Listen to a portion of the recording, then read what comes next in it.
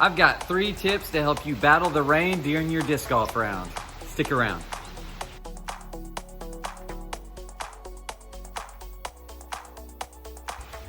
What's going on, guys? Welcome back to the channel. Michael here with you once again. Rain. Before too long, if you play disc golf, you are going to find that you're going to have rounds that are taking place in the rain. And how do we battle the rain and shoot as low as we can in sorry conditions?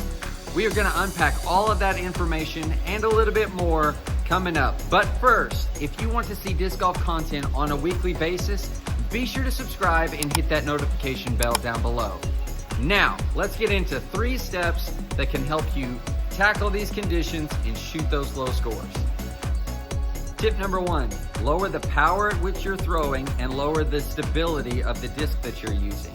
So in a normal setting, you're going to be throwing 80 to 100% in power to really get a disc to move. And in that, you're going to be flipping up your normal disc as you typically would. In rainy situations, that 80 to 100% in power is gonna be probably slipping out of your hands. In wet conditions, the disc is gonna have a harder time staying in your hands. So the higher the power and rotation that you're putting on your arms and into the disc is gonna have a harder time staying in your hand. So lower the power down. So in that, you'll be able to hold onto the disc a little bit better throughout your throw.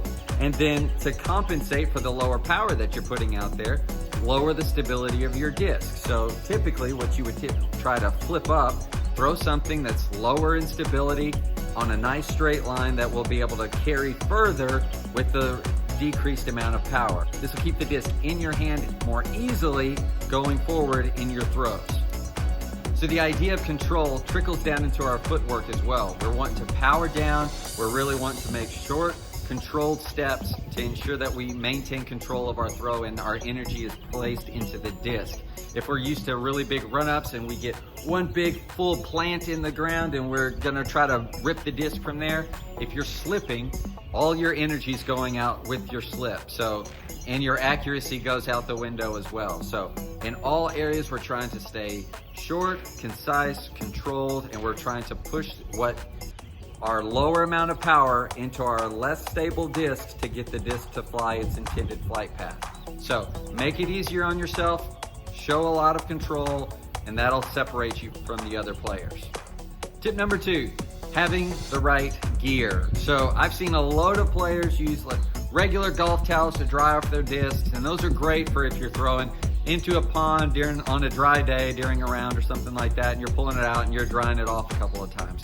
But in the rain and things are just wet everywhere. The air is wet, the ground is wet, everything is wet. Your towel's only gonna last you for a couple of holes maybe before it becomes waterlogged and it loses all absorbing properties. I have found these ShamWow towels. There's some some car drying towels. There's some camp towels that are available. They're smaller towels, but you're able to wring them out and they still maintain their absorbing properties. This has put me in an advantage over other players on wet days because I'm simply able to keep my discs drier for a longer period of time. On top of that, if you've got an umbrella, like a golf umbrella, those are fairly cheap. They give you a wide range of cover out of the rain. You got a rain jacket, anything that you can do to keep yourself dry and keep your range of motion in check where it should be and what you're used to. That's what you need to do. So if it's cold, layers, layers, layers, and then cover it with the rain shell.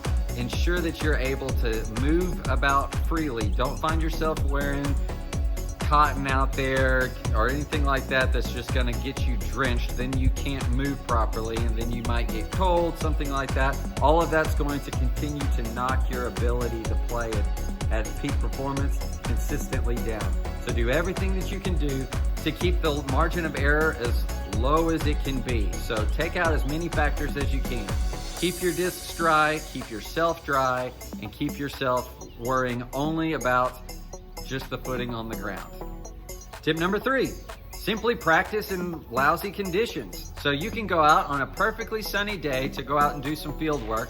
And you can take a water bottle or a squirt bottle or a 2-liter bottle, I don't care, and lightly douse your discs with some water, provide that limited grip, and then try to throw. You'll find that the discs that are gonna be your go-to discs for powering down and lowering your stability, you'll find what discs are gonna work best for you.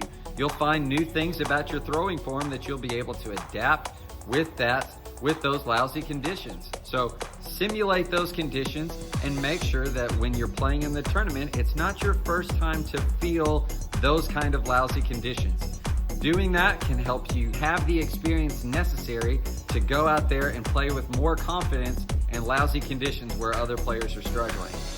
I hope that you guys will be able to use these tips and techniques to shoot lower scores and dominate the course in truly terrible conditions. Remember, if you want to see disc golf content on a weekly basis, be sure to subscribe and hit that notification bell down below.